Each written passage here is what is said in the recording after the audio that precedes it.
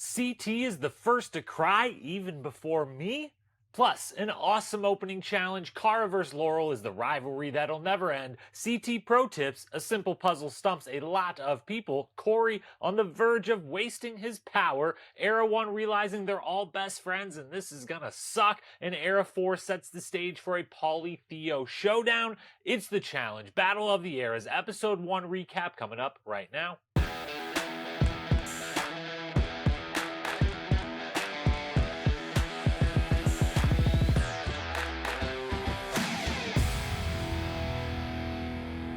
What up, my fellow challenge lovers? Welcome to The Challenge Historian, where we dive deep into all things MTV's The Challenge, past, present, or future. If it's happening in the Challenge universe, we are here to document it. I am your host and dedicated challenge historian, Jacob Hollaball, coming to you live from London here. I did feel a slight kinship. I turned the episode on to do the secondary watch and suddenly found myself really pulling for the Brits that we have on this season. So we're coming to you here. This is why we're coming to you on a Friday versus a Wednesday night.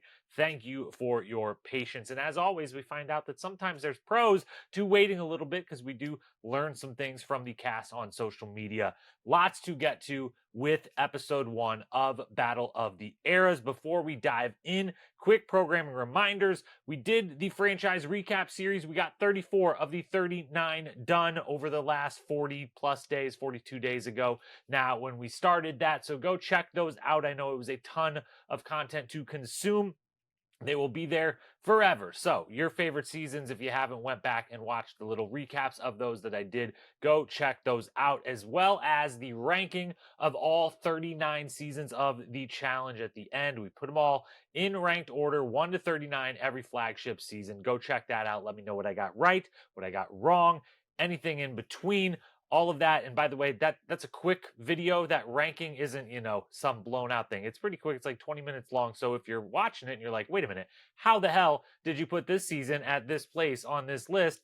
That's when you refer back to the franchise recap and go watch that specific video and learn why I thought what I thought about that season. So those are all available.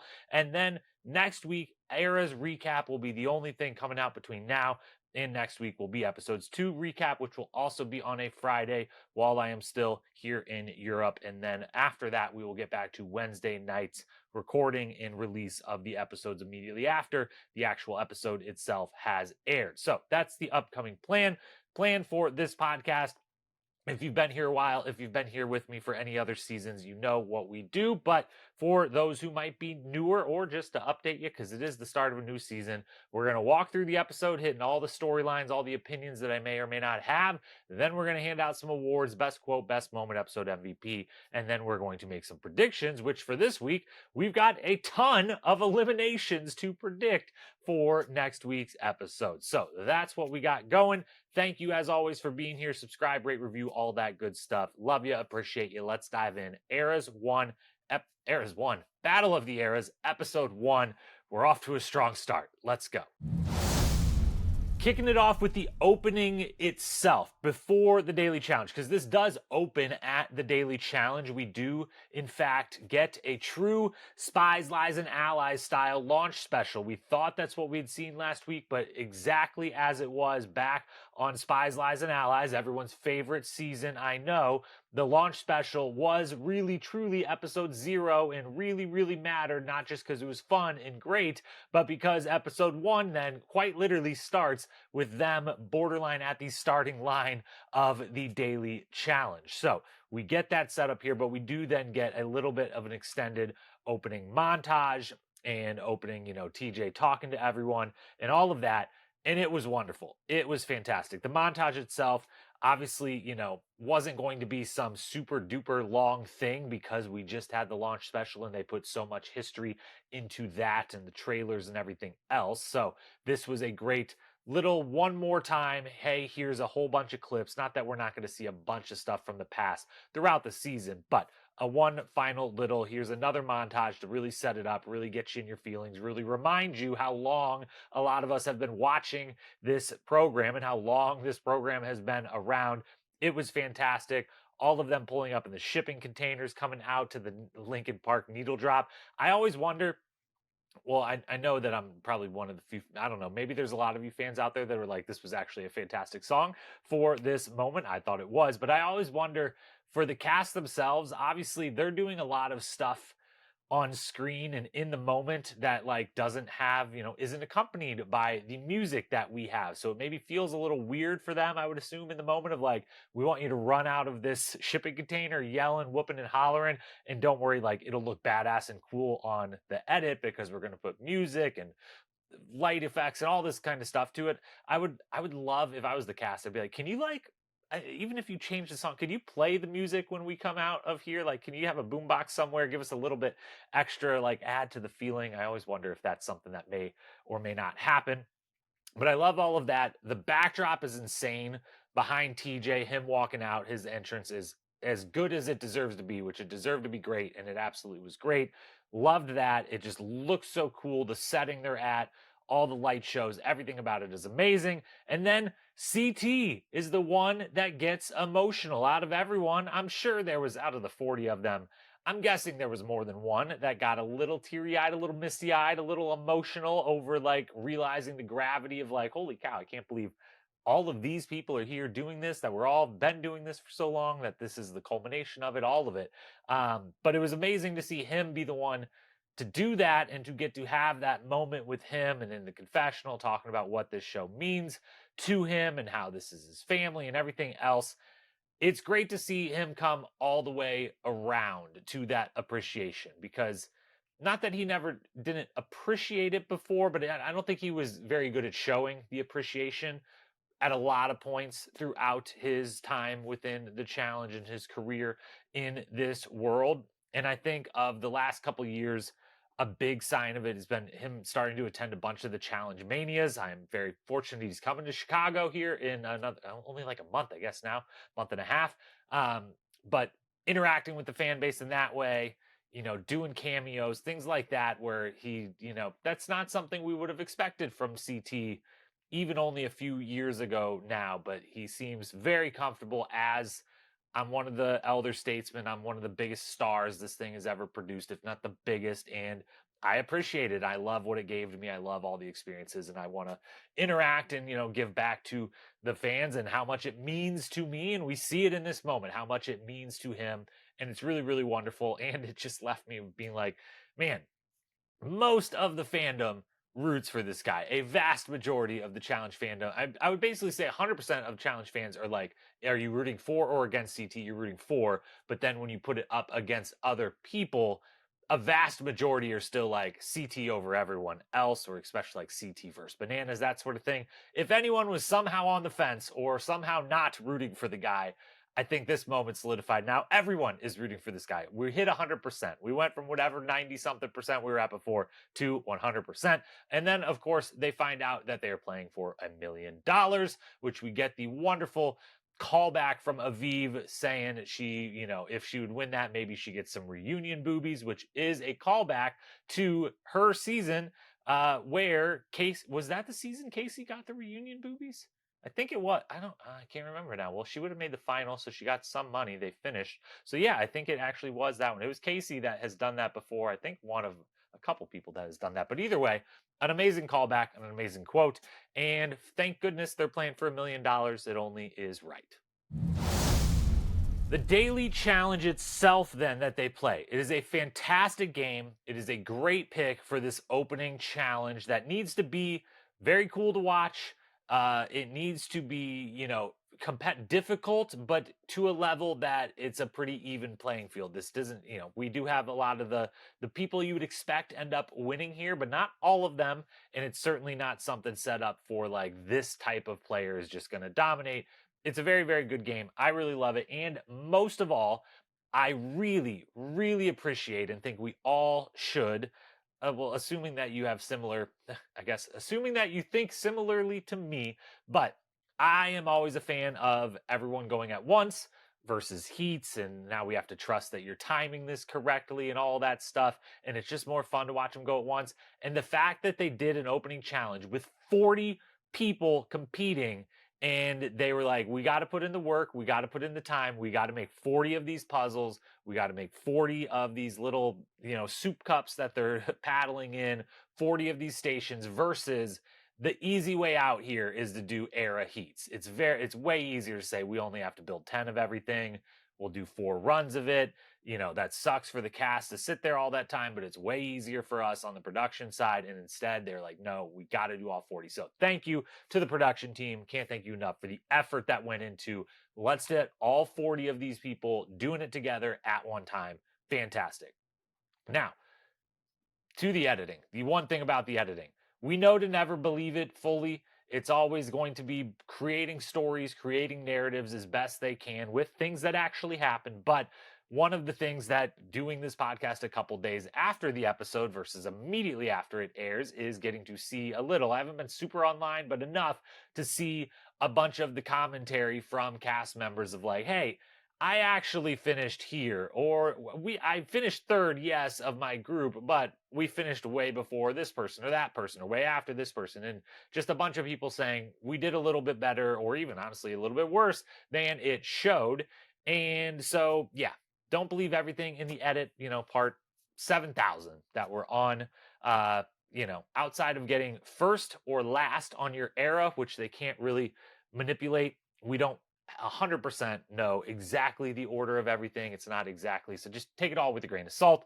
But what we don't need to question is that Laurel and Cara smoke everyone. It is very impressive. These two women absolutely dominate, and I think they actually did really finish that far in front of a lot of other people. Everyone else, not a lot of everyone else. 38 people is a lot of other people. But it does make me initially worried about Cara. As always, they're asking questions in the confessional. Those confessionals can be super misleading as far as like, is this actually the only thing this person thinks of and talks of, or is it the only one they're showing us and they're asking them about every single time? All of that. But her saying that she has to beat Laurel, that her only goal here has to beat Laurel, is a little concerning with where her headspace is at. We'll go 180 degrees the other direction on Cara later in the episode. But in this moment, as I was watching, I was like, oh, that's not a great place to be of you. If it's like so stuck in your head, like I have to beat this person. I would get it. I'm very understanding and empathetic to why that would be. But in the moment, I was a little nervous about this. Later in the episode, I would come all the way back around to the other way of like, oh, Cara's got her head not just on straight, but she is playing this flawlessly. We'll touch on that later. Standout positives beyond Laurel and Cara smoking everyone here in the daily challenge. Obviously a bunch of the winners, but CT, Rachel, Tina, and Brad crushing it for era 1, all finishing near the top. I think all within like the top 10 of overall people is very, very good and a very strong showing to begin for era 1. Michelle winning by like a second over Jenny, who drops or is missing her last of the little lights that they have to collect. Huge moment for my girl coming up clutch. I feel like Michelle was going to find her way into elimination if she doesn't get this win here. And it's a great win. Yes, there is a puzzle element, but then there's a big physical element. So very, very good stuff for her, who, yes, remains still basically my favorite. So get used to that for this season. Bananas, Cory, Tori, and Horacio, of course, all win then. So good job to them. And then Devin. Shout out to Devin. Swimming. All of it, essentially swimming basically this whole thing to avoid getting last for his team. That is a job well done, and certainly, would be ideal to not have to swim, but you resort to what you have to resort to, because they do show the montage of everyone sinking. And in my head, I was like, so are they just out? Like, you showed a lot of people sink, and I think a couple of them ended up in last, but like, we didn't get like a resolution to, if you sink, you do this. You can pull it back to shore and get a new one or whatever. So shout out to Devin, who is just like, I guess I'm just going to swim and I'm going to get the job done. Standout negatives. All of the Era 3 men, including Devin, and including the winner, Cory, what are we doing here? If any of the 8 groups that we have here really kind of did a lot worse than expectations, it's the Era 3 men. A lot of puzzle struggles, a lot of paddling struggles, and just an overall struggle fest for that group.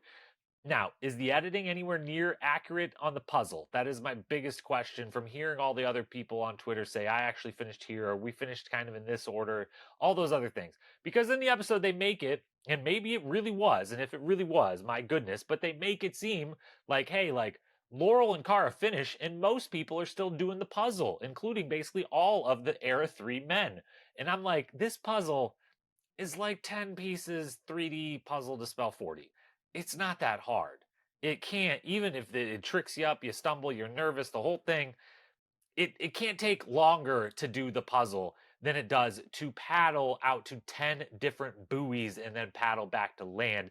That seems like it would take a while, and this puzzle seems like it should not take that long. And the fact that all of these guys were still doing the puzzle when so many people had completed the whole thing, that's the one editing question I would like to see. As always, I would love to just know the actual literal results, everyone's time, but that was the biggest part because I was like, you guys are really having a tough time with this puzzle here. And then Jordan, the big standout of the Era 3 men, of like all the other eras, kind of the people you'd expect, Rachel and CT, and Bananas and Laurel, and Michelle, and who wins for Era 4? Horacio, of course. So, like, all of them have the standout winners. And then Tori for Era 3, basically who you'd expect. I think Michelle is the only one that we would maybe be like, she wouldn't have been the odds on favorite to win her portion going in. Air 3 men is the only one where it's like, well, Jordan would be the favorite. Like, he can do a simple puzzle and then paddle way faster than everyone, no problem. And he really struggles. So it's the only era where, like, our top dog didn't show out. And so maybe that matters. Maybe it doesn't matter at all. And then obviously all the losers, they have a tough go at the daily challenge too. Moving to the house, then, we're going to just break this out instead of talking about like segment by segment because it's all interwoven. We're just going to talk each of the 4 eras real quick, one by one, and who they have, anything that happened in the house, and then who they eventually decide or we think decide to throw in. We'll go in order. OG's first, house, era 1. Okay, let's go women. The women on Era 1 actually kind of have it okay. There is a pretty clear hierarchy and pretty clear understanding that I think is gonna be okay, especially compared to their counterparts, the Era 1 men. We'll come back to in a moment. But Rachel's the clear leader. Of course, she's the best player on the team. We need her around. She's a captain, the whole thing. It's very clear. Rachel's at the top of the list. Jody is very necessary for them to compete. She is the other one with Rachel that kind of still stands in that, like, hey, Era 1 is just as like athletically gifted as any of the other eras here right now, today, not like back then. Like, how is that even possible? Amazing job by all of them. But Jody is necessary because of that. And then you got Tina, who showed out in the first daily challenge and is tied to Rachel, the team de facto captain. And so Katie and Anissa, you're going to be at the bottom. It should all be very straightforward. It should feel straightforward. It feels like for the rest of the women and for all even the men on their team, it is pretty straightforward. Nothing, they don't have any ill will towards Katie or Anissa. They love them just as much as they love everyone else, but the pecking order makes sense. Anissa is the only one who seems to not totally get this or understand why this would be the case, and is clearly, as the one going in, has a very much a right to be a little upset. But I think she's either one, maybe just she's the consummate pro. Maybe she's just trying to make more interesting TV of like, this is boring if I'm just like, yeah, I get it. It's me versus Katie. Okay, whatever. Instead, she is going to act like it is, some big affront to her and just for TV purposes. Or she is actually just shocked and is so used to the recent seasons playing with all of her new friends that have let her ride along for the majority of the season. And so she's like, what the hell? This isn't what I'm used to. I know you guys haven't played in a while, but I've been playing and I got a crew and we kind of just keep everyone safe all of the time. And so one way or the other, that's kind of where the women are. And the men on Era 1, though, they're the story. Should have seen this coming, should have talked about this in the previews, because we did discuss and assumed and predicted that the eras would have to go verse each other, at least for this opening eras invite situation. And so we should have seen this part coming. The obvious crazy storyline is the Era 1 men are like legit, tight, good friends. They are in an impossible situation, a diabolical situation. Mark, Derek, Darrell, and Brad, those 4 especially, put CT slightly to the side. Those 4 are like very good friends in real life outside of the show and have been that way for the 20 plus years that they have known each other doing these shows and interacting outside of the shows. And it is insane to have to watch them pick between each other, and they're all being great sports about the fact that like we understand the situation. It's not like we can find a way to pick someone else outside of our group, but this absolutely sucks, and it is riveting television to watch them work through this. And not that CT isn't very good friends with them either, but I think there's a half step there. And really, Mark and Derek are like legit best buddies, and Darrell is like pretty in tight there as well. And then maybe Brad is a half step down, and CT is a half step below that.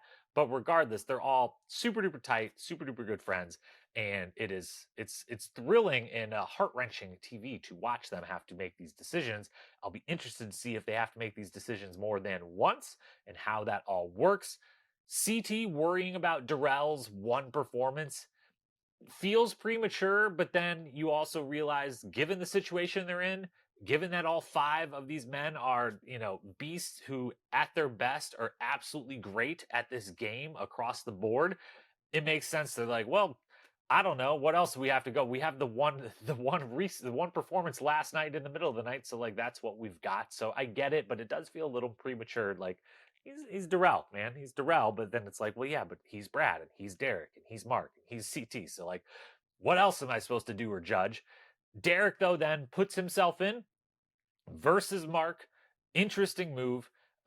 If this was, versus Brad or versus Darrell, and he was doing this for Mark instead of to go in against Mark, I would totally get it. It seems a little, he's like, I owe Darrell, and I guess he just owes him for being an awesome friend, an awesome guy. Um, I'm not remembering a specific game moment where he's like, you did this for me. I owe you, and I just love you, and you're my good friend. So like, I'll do it. But I thought Brad would be the odd one out here, and I found it interesting, and we'll see if the Era 1 sticks with this. But the little side note that was thrown in was Tina opens Era 1 with, we're only considering the people who got third and fourth. If you got second, you're good. And so does that mean in the future, if, third and fourth are just going into elimination and then eventually like third and second in, or is that how it's going to work? Or was this just a one-time thing to give them an easy reason why Tina gets to avoid the vote here? Because, deservedly, but it's a nice way to just like, we don't even have to have that conversation. We know where that would go. So I'll just say this up front, and that clears me. And now we can have the conversation we know we're going to have. But I do think her saying that inevitably helps Brad of like, I got second. So this is between Darrell and Derek, and one of you wants to be a good friend and step in, go ahead, Derek. And so, yeah, a little shocking, but we get a battle of very good friends in probably a very physical game. Then we got Era 2. Bananas is very much the man about the house. Everyone is connected to him in some way. He is talking to everyone. And we do get the backstory that I was very intrigued to hear, and just make sure. I always assumed that there was a good story behind the dog tags that we saw to start this season in the confessional, and there is. They are actual real dog tags. They are his father's, who fought in Vietnam, where they're filming this season. So I thought that was really cool and really touching. And now it makes sense, because when it first popped up, I was like, I'm assuming those are real, and there's a great story and there's a great reason. I just want to make sure, you never know. There's been worse blunders in challenge history and reality TV history, than some, than that could have been. But instead, it's an amazing story and a wonderful one. So thanks to Johnny's dad, and glad we got that. But Bananas very much is just kind of like, he is the way he says he is the challenge. I feel like he has embodied that to the rest of the cast. Like, you can see him just interacting with everyone here, checking in with everyone. He's both just the pro at doing this and being on the camera and following the cameras and, being in all the conversations, but also that the whole house, is like, we should interact with that guy a little bit. So that stands out. Laurel and Cara obviously is what the standout thing of Era 2 then becomes. Cara, this is where things switch 100%. When they do their deliberation, Cara does an exceptional job of staying really calm, really logical, batting down Bananas, being like, let's flip the tables and do hypotheticals. And she's like, let's not. Let's actually just talk about what's happening right here. Because if you throw me in, this is what that means. And she makes it very clear that if you pick me, I got second overall. Not second on our team, not second amongst the women on our team, second overall. And if you pick me, it clearly means that you do not care about having the best team possible, which is fine. I'm not going to overact. I'm not going to make a big deal out of it. I just want to make sure we're all clear on who you pick says something, and that's what picking me says. And it's amazing. It's expert stuff the whole time. You see Bananas reach the once or twice of like, let me see if I can rattle her a little. Let me see if I can flip this so I can have an excuse for throwing her in. And you really see Laurel sitting there kind of biting her lip a little bit of like, just waiting, just waiting. Is she going to give me a chance? I really want to yell. I really want to have a reason to throw her in, or really be like, yeah, you can't, you have to beat me, this, that, or the other. She wants so bad for Cara to slip up and for her to be able to say something, yell something. And Cara doesn't. She just lays it out flat and puts them right on the hot seat of like, you could pick me, you could throw me in, but everyone on our team will know you're not out for the team. And that may have repercussions for you because there's more of us sitting over here than there is the two of you, and you might not win every single time. So, unbelievable job by Cara. And also, she doesn't have to then say the thing they all should say. Maybe they do. We see very little of these deliberations, but it should be Aviv. Just out of the respect of like, yes, you're a champ, but you were here once. Should you have been invited back? Yes, but that's not us, the cast members right now on season 40, having to deliberate that and repay you for something that wasn't offered or anything like that. You were here once a long, long time ago, and compared to the other two women, Emily and Cara, you're sitting next to, like, it's got to be you. It's got to be you. But I will give Aviv this credit.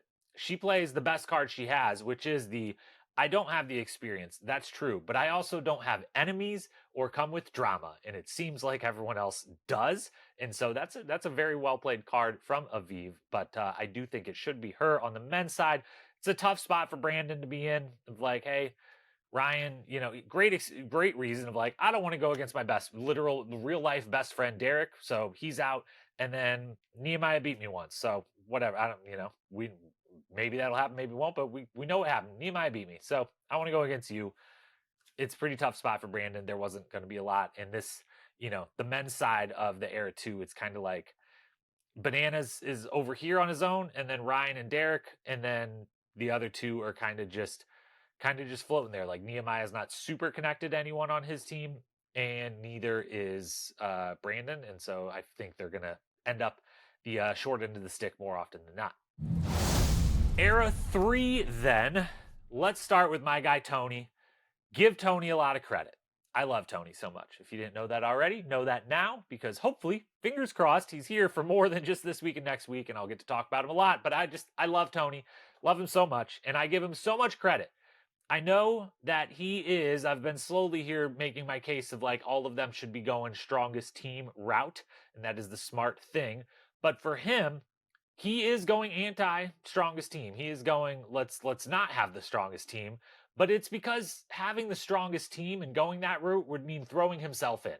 And so I get it and I love it because this team, like, they need Devin's brain badly. If that first challenge didn't show it, didn't highlight it, they need Devin there to do anything mental this season. So they cannot get rid of him.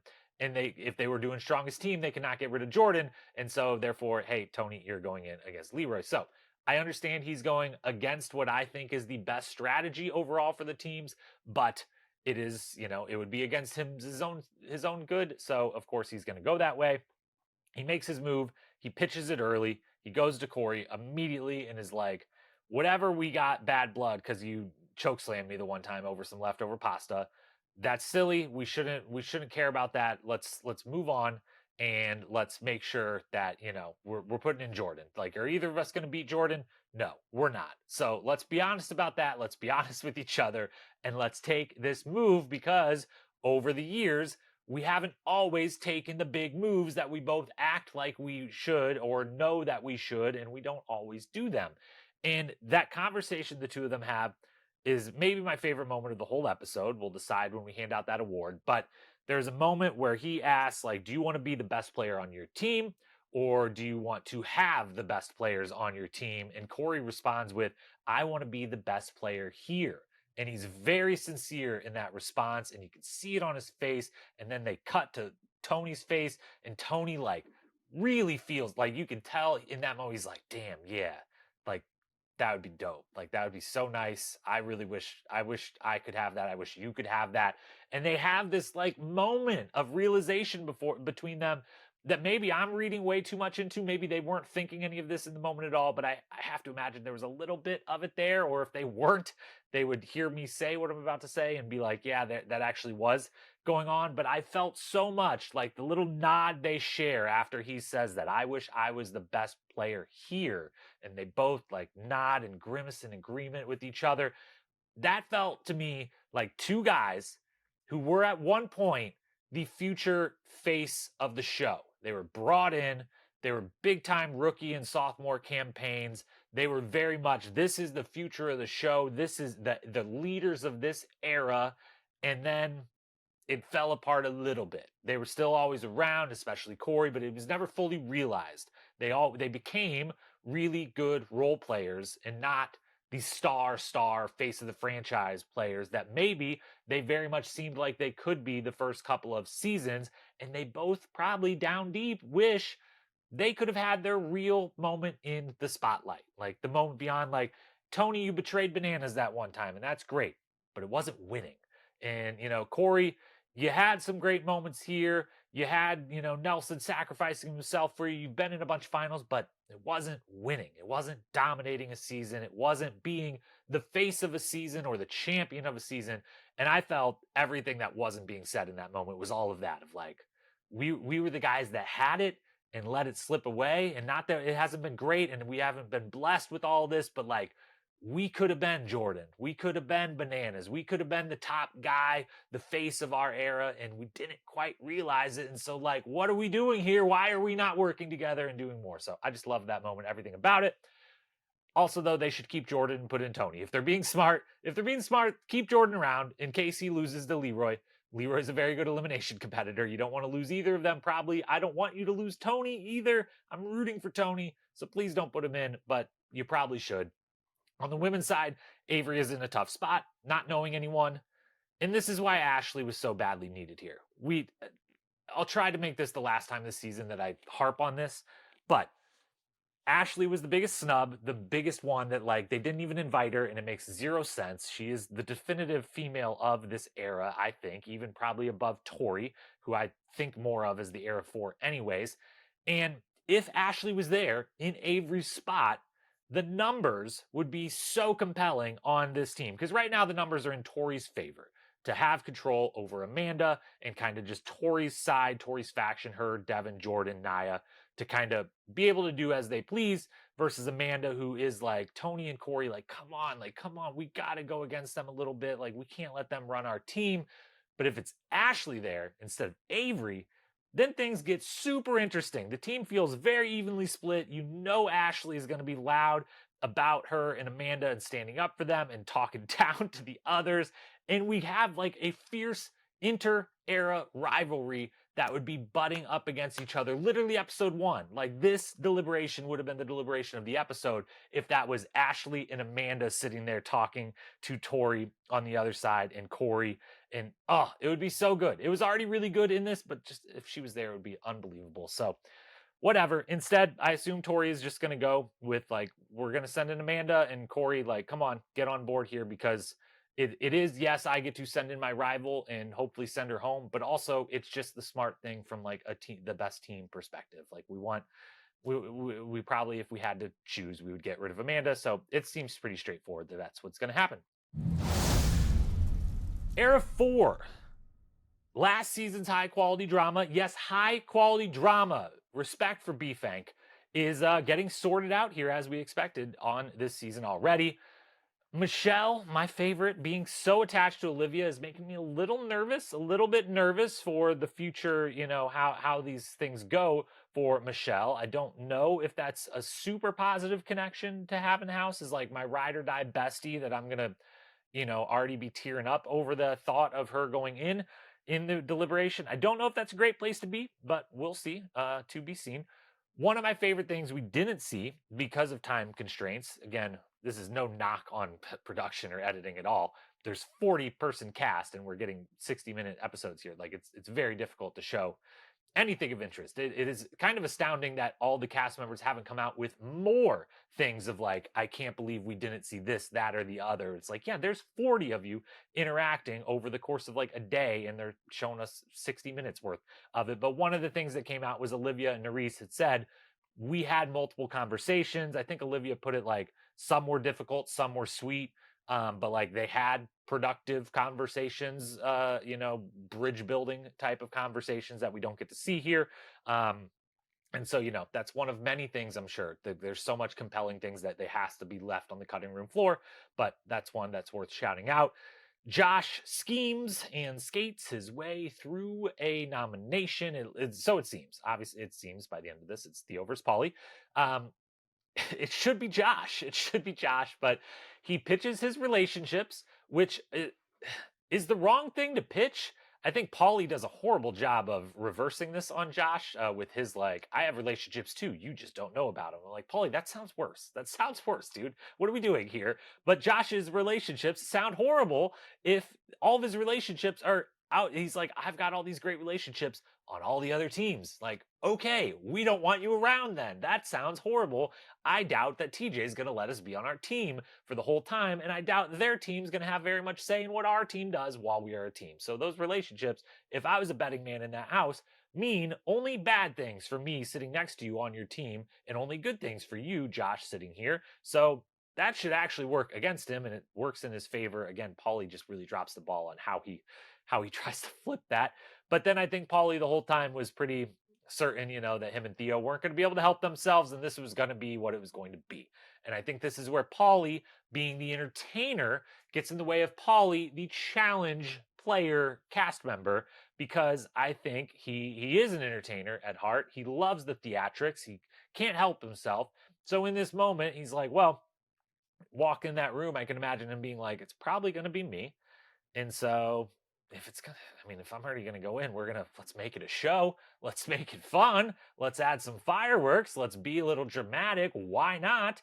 And maybe he's right. It was always going to be him, but I think there was a way to get this to be Josh, but it was always going to be these two when those two got heated over it, especially because like what they're getting heated over, the War of the Worlds 2 stuff that they bring up, which is great, unbelievable season, still having ramifications.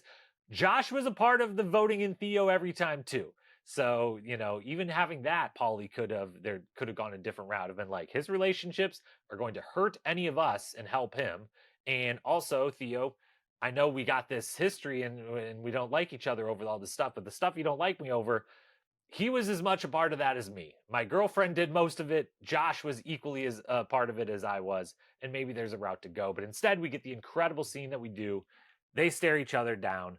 They call each other out, and it's setting up for the hall brawl that I don't think that's a spoiler to say. It's pretty prominent in the trailer that the two of these gentlemen play hall brawl, and it's a fantastic way to end the show. And it's another shout out to editing of, they have to show us something in the trailer. They have to, give us some info of what's going to happen. And so the fact that that was the one true elimination that you didn't even have to do like multiple watches or start and stop to know like, oh, we see Theo and Paulie playing Hall Brawl in the trailer, that they set it up in a way of like, we'll show them that thing that we then have this perfect scene that's going to lead, like it's going to happen in episode 2 and we're going to have this end of episode 1 that leads right into it. It's just really, really well done. And so yeah, can't wait for next week. Let's hand out some awards, starting with best quote. I was taking these notes for this episode while watching from an airport lounge and rushing to finish the episode, and then quite literally closed my computer and jogged to my gate to make my flight that night on Wednesday night. And so, the notes weren't as good as they would normally be, especially for a premiere episode, but we still got plenty of quotes written down. I'm sure I missed a bunch. Leave them in the comments below if you're watching on YouTube. Derek, quote, "We are the action figures. We are like Ninja Turtles," end quote. Derek's great. Director's commentary, there should be like bonus confessionals available. Like you could buy money if you're really into Derek's confessionals and find them enjoyable and wonderful. For $10, you can get the Derek Director's Cut version of this season, where we give you an extra 10 Derek confessionals per episode, and you can do that for any of the players. That would be an amazing thing. Great job, great idea for some extra money and revenue. Bjorn Murray, hit me up. I've got plenty of them, but that quote just made me think like I would love. There's times where I'd be like, I want Derek's version of this. I want Derek's narration of this versus someone else's. Aviv gets the second quote. I don't know. I may bring out some reunion boobies if I'm already having this midlife crisis. Why not take it to the next level? End quote. We referenced that one before. Fantastic. Katie quote, when Tina's trying to tell her that it isn't going so bad. Are you kidding, Tina? Spinning in circles like a dipshit out there? Just, I love Katie. I felt awful how it went for her in this episode, and I found it hilarious that she was like, "Yeah, Tina, of all people, Tina, like, come on, you know this is not going well. Like, come on, screw you, get out of my face. Don't try to make this better than it is. It's horrible." And then Devin quote, "Can we get Amanda a coexist bumper sticker?" Because Devin is right, is the one in the middle of his era that's like, we could all like this doesn't need to be this big thing. This could be a little simpler, a little more straightforward if we could all just like get on the same page a little bit here. And so we're giving the best quote, of course, though, to Aviv for the callback for the reunion boobies and because it's just hilarious. Best moment. CT getting emotional. We talked about that one, nominee number one. Banana's dog tag story about his father is nominee number two. We chatted about that. Tony and Cory's chat, we covered that extensively, is nominee number three. Nominee four, the Era One men, just everything about the different scenes we got of them trying to figure out who's going to go in, with special note of the CT Darrell in the beds, just like chatting. And as always, tons of fantastic Twitter content out there. And I always, shout out Alan Aguirre, Caffeine Confessionals podcast. His player previews for this season were amazing. Still well worth going back and reading even one episode in. Unbelievable 40 full player previews for every single one. Super detailed, basically career retrospectives on all 40 players. Unreal. And as always, he has some great tweets. And he and I think a few others had some really fun screen grabs of CT and Darrell in the beds of like what, basically as a meme, what else could they be saying about to each other and all kinds of things. Very, very fun stuff. Loved that moment. Cara's level-headed deliberation, we covered that as a nominee, and then Theo and Paulie's clash at the end, of course. But I am going with, if it wasn't obvious earlier, I just found so much interest and intrigue out of Tony and Cory's chat, and I really, really just loved everything. That, again, I might be making it all up in my head, but to me, all of that was happening between the two of them. And even if it wasn't happening between the two of them, it was happening for me watching it and thinking of like, yeah, those guys were, around Rivals 3, Invasion, Dirty 30, Vendettas. Like, this was their show. This was going to be their franchise. And it just kind of never was. They were kind of both awesome role players. Didn't realize the stardom. And I feel like they want that moment and they could get it this season. Maybe we'll see. But yeah, I loved everything about that. So that's the winner. And then MVP of the episode, we've got Theo and Paulie take fifth place combined, just for the end scene there is just so good. So we got to give them fifth.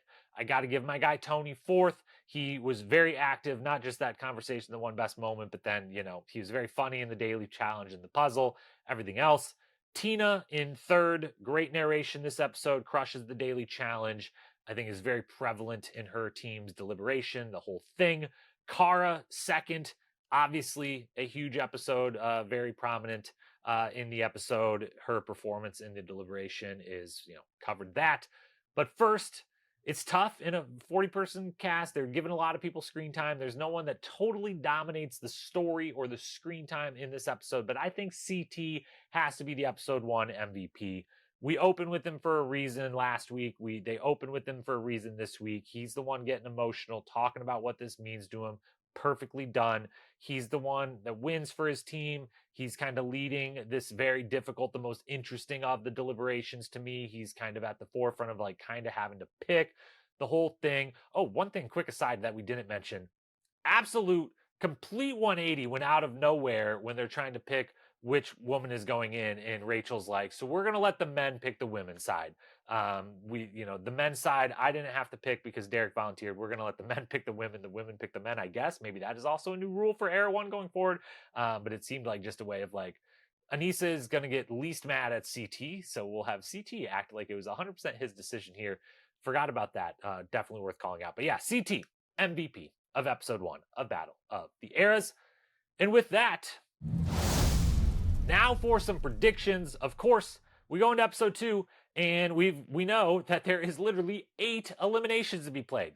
This is going to be wild. A 60-minute episode of just 8 eliminations is going to be unbelievable. I don't know that I'm gonna love it. It feels like almost too many. Like we gotta have there's gonna be no other content in the episode, but it's also like amazing and crazy and wild, and will be a lot of fun. Before I say my predictions, I'm gonna predict all of the matchups and all of the winners and the games. I will say I have no spoilers. I'm still spoiler free for this season, but I do think if you read into not just the edit of this episode, but the trailers we've seen and the edit of the launch special and everything else, if you've been paying really close attention, I think a lot of these predictions I'm about to make, I feel really strongly confident in because we've seen a lot of things that would tell us a lot of things about certain results. And so I am spoiler free, but I read into these things a lot more than maybe you watching along do. And so if you want to remain completely blissfully ignorant, if you're like, I don't know what you're talking about, I didn't even watch the trailer, and you're like, I don't want to know who probably wins some of these things or what they probably play, you can feel free to cut it here. Thanks for joining. And yeah, we'll see you next week to cover episode 2. But if you also have done a little of the reading between the lines and you want to listen to the predictions, here we go. I think this is what is going to go down next week. I think Era 1 is going to play pole wrestle. I think they're going to play the 4, what I consider the big 4 games, and I think we're going to have them confirm are the big 4 elimination games. I think we're going to see pole wrestle, hall brawl, balls in, and not so fast, which not so fast is the one that's kind of odd one out there, but it's what I'm hoping for, what I'm pulling for. We know we saw balls in and hall brawl in both in the trailers, and I think we even saw the pole wrestle briefly during the launch special montage and trailer at the end. So I think Era 1 is going to play pole wrestle, and we know it's Derek versus Mark, and we pretty much know it's Anissa versus Katie. They didn't say it's Anissa, but they made it pretty clear it's about to be Anissa. And so I'm going to go, if I'm picking Anissa and Derek, I mean, Mark's a lot bigger, but it's Derek and pole wrestle. And I think if either one of them kind of lets up a little because of the friendship of it all, it would be Mark before Derek. So I think Derek and Anissa win for Era 1, and I think Katie and Mark are going home.